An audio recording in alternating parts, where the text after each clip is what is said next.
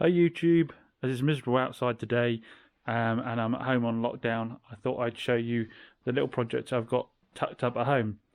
Now this is a 1975 MGB Roadster that, to be honest, it might be my first project. I've had this for over 8 years and I got this when I really didn't have the slightest clue about how to do a lot of things on cars.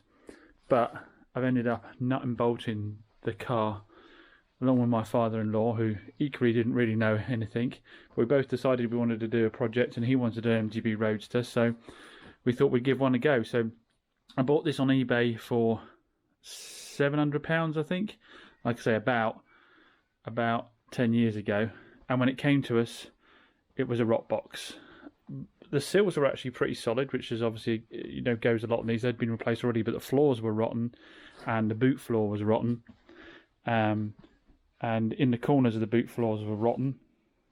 So got myself a cheap welder, grinder, spot weld drilling bit, and got to town. We completely stripped it to the shell, engine out, all the suspension out, the front subframe out, the rear springs out, everything out of the car, interior completely out.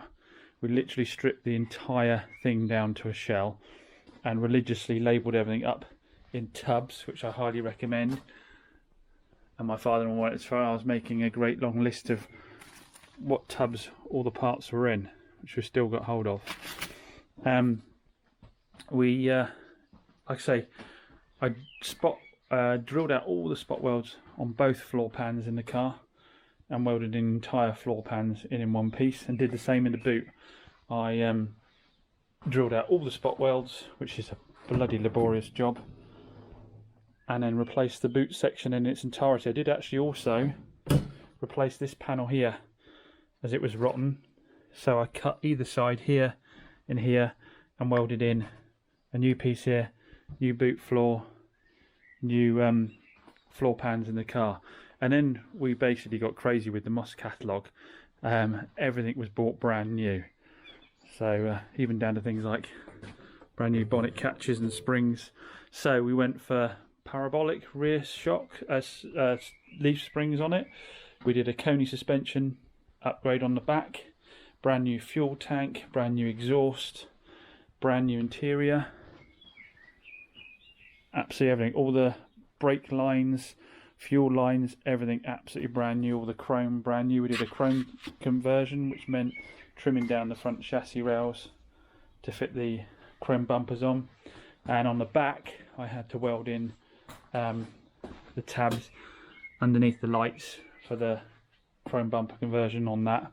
Went with a fiberglass rear boot lid from honeycomb mouldings, I think they're called, honeyborn mouldings. Needs a bit of adjustment on that. Replaced it with the standard interior. All the vinyls were cleaned and repainted where necessary. Brand new seat covers, brand new carpets throughout. All the dials were taken out of the car, completely refurbished. Dash was taken out and crinkle finished with paint. Brand new padding on top. Everything, absolutely everything, brand new, nut and bolt, brand new throughout. Extensive rust proofing done as we went along. The engine came out and we compression tested it, so it was all okay on that front. Decoped it, put new head gaskets on it, completely built that, refurbished the carbs, put new air filters on, rebuilt the heater box, everything completely done on it.